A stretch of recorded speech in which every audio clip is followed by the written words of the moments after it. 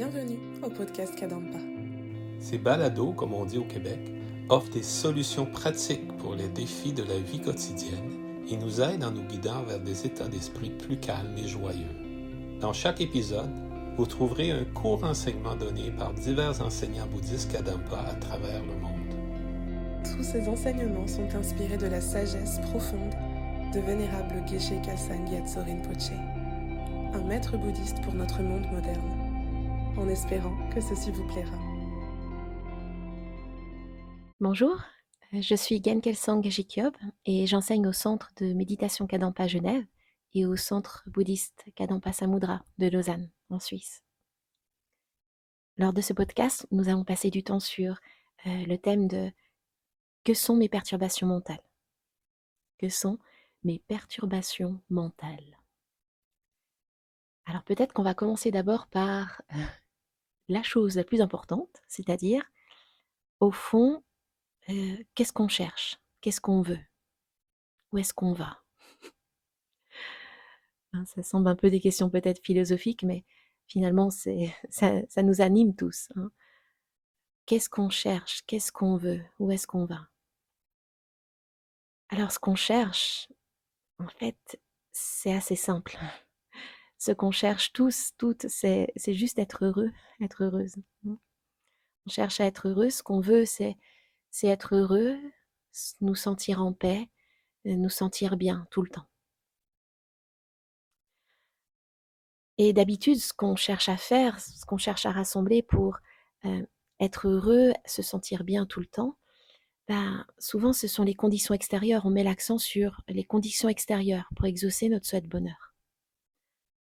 Si j'ai un bon travail, si j'ai le travail que je souhaite, si j'ai les conditions financières nécessaires, si je suis avec les personnes que je désire, si je suis avec les bonnes personnes, si je trouve un bon endroit où m'installer. Alors, si j'ai toutes ces conditions-là, le bon travail, la bonne situation financière, les bonnes personnes, le bon endroit, alors oui, je serai heureux tout le temps. Je serai heureuse tout le temps. Mais on peut voir que beaucoup de personnes ont réussi à rassembler ce qui semble être ces conditions principales de bonheur. Mais pourtant, on peut voir aussi que beaucoup sont malheureuses aussi, peuvent avoir des problèmes. Des personnes qui semblent avoir tout pour être heureuses et pourtant ne le sont pas. Peut-être même qu'on en fait partie. On se demande mais comment ça se fait? Qu'est-ce qu'il y a? Alors, dans ces enseignements, Bouddha nous invite à contempler et à essayer de comprendre par nous-mêmes que la cause principale du bonheur, la source principale du bonheur, c'est avant tout la paix intérieure. C'est avant tout la paix intérieure. C'est-à-dire que vraiment, pour arriver à être heureux, heureuse tout le temps, ça dépend avant tout d'avoir un esprit paisible et positif. Parce que même si on rassemble toutes les conditions extérieures de bonheur, par exemple, voilà, on a vraiment le travail de nos rêves, la maison de nos rêves, le ou la partenaire de nos rêves, l'endroit de nos rêves, mais que si par exemple on se met souvent en colère, ou on est assez souvent tourmenté par la jalousie, ou l'attachement à la réalisation de nos désirs. Il nous faut encore quelque chose, ou on a peur de perdre ce qu'on a. Ces états d'esprit-là vont faire qu'on ne va pas arriver à être heureux, même si les conditions extérieures sont parfaites. Dans son livre « Comment transformer votre vie ?», Vénérable Geshe Kelsang Gyatso nous dit « La véritable source du bonheur est la paix intérieure. Si notre esprit est paisible, nous serons heureux tout le temps, quelles que soient les conditions extérieures. Par contre, s'il est perturbé ou troublé d'une manière ou d'une autre, nous ne serons jamais heureux. même si les conditions extérieures sont les meilleures. Celles-ci ne peuvent nous rendre heureux que si notre esprit est paisible. Hein? Donc, d'essayer de voir par nous-mêmes qu'en effet, être heureux, être heureuse, dépend avant tout de mon état d'esprit. Parce que je peux rassembler les meilleures conditions extérieures imaginables si, dans mon esprit, il y a encore de la colère, ou il y a de la jalousie, ou il y a de l'attachement, ou il y a de l'orgueil. Alors ces états d'esprit-là vont briser mon bonheur de l'intérieur. Qu'importe où je suis, qu'importe ce que je fais, qu'importe avec qui je suis. À l'inverse, si j'arrive à identifier, à réduire et finalement me libérer complètement de ces états d'esprit négatifs, alors je peux devenir quelqu'un qui peut être heureux qu'importe où je suis, qu'importe avec qui je suis, qu'importe avec qui je suis ou qui je ne suis plus, avec qui, qu'importe ce que j'ai ou qu'importe ce que je n'ai pas ou ce que je n'ai plus. Donc ça, c'est un des enseignements clés de Bouddha. Le bonheur est avant tout un état d'esprit. Si je veux être heureux, heureuse tout le temps, j'ai besoin d'apprendre à développer et maintenir un esprit positif tout le temps, un esprit paisible tout le temps. Alors, comment faire? Donc, comment faire pour avoir un esprit positif tout le temps, un esprit paisible tout le temps? Qu'est-ce qui m'empêche d'avoir un état d'esprit paisible tout le temps? Qu'est-ce qui rend mon esprit négatif? Alors là, à nouveau, on a peut-être des réponses qui nous viennent sur « Mais moi, je vais vous dire ce qui rend mon esprit négatif. Venez travailler où je travaille, vous verrez. Ayez les voisins que j'ai, vous verrez. Vous voyez, venez vivre avec la personne avec qui je vis, vous verrez. » Donc, quand les choses vont mal dans notre vie ou qu'on se trouve dans des situations difficiles, on a tendance à considérer que la situation elle-même est notre problème, ou les gens eux-mêmes sont nos problèmes.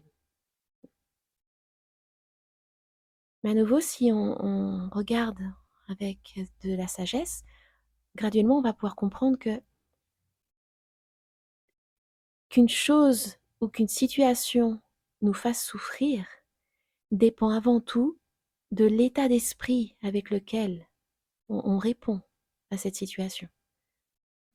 Une phrase que j'aime beaucoup, qui est à nouveau dans Comment transformer votre vie, Vénérable Geshe-la dit que les actions d'une personne ne peuvent nous faire souffrir que si on lui permet d'induire une réponse négative en nous. Donc ça veut dire qu'une situation, qu'une personne me fasse souffrir, ça va dépendre de mon état d'esprit par rapport à ça. Et si je réponds, je regarde avec un état d'esprit négatif, c'est là où je souffre.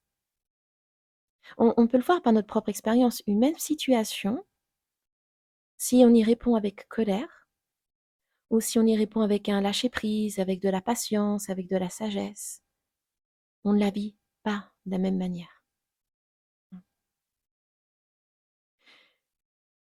Donc, les états d'esprit négatifs qui se manifestent en dépendance d'une focalisation inappropriée, d'une manière négative de regarder les choses, et qui rendent notre esprit perturbé, incontrôlé. C'est ce que Bouddha appelle les perturbations mentales. Donc les perturbations mentales, c'est par définition un état d'esprit qui provient de la focalisation inappropriée et qui a pour fonction de rendre notre esprit agité et incontrôlé. Donc les perturbations mentales, ce sont des facteurs mentaux qui proviennent de la focalisation inappropriée et qui ont pour fonction de rendre notre esprit agité ou perturbé.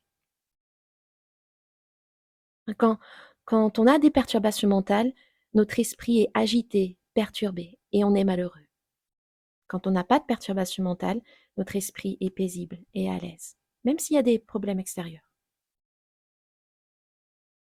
Alors des exemples de perturbations mentales, j'en ai déjà mentionné, c'est par exemple la colère ou la jalousie. La jalousie, qui nous fait ressentir un passement au cœur, par exemple, quand on entend parler du succès de quelqu'un. Ou d'autres perturbations mentales comme l'attachement désirant. L'attachement désirant. Par exemple, un fort désir incontrôlé que les choses se passent comme nous on le veut et pas autrement. C'est différent du désir. C'est un désir incontrôlé, que les choses se passent comme on l'attend, on l'attendait, comme on veut. Donc ça, ce sont des exemples de perturbations mentales. Et ce sont les principales choses sur lesquelles on a besoin de travailler vraiment si on veut être heureux et ne plus souffrir. Apprendre à identifier, réduire et finalement abandonner nos perturbations mentales, comme la colère, l'attachement, la jalousie et surtout l'ignorance. L'ignorance. En particulier, l'ignorance de la relation entre nos actions et nos expériences, l'ignorance qu'on appelle du karma, et aussi, surtout, l'ignorance de la nature ultime des phénomènes, comment les phénomènes existent de manière interdépendante, et notamment en dépendance de notre propre esprit. Donc apprendre à identifier, réduire et finalement abandonner complètement nos perturbations mentales.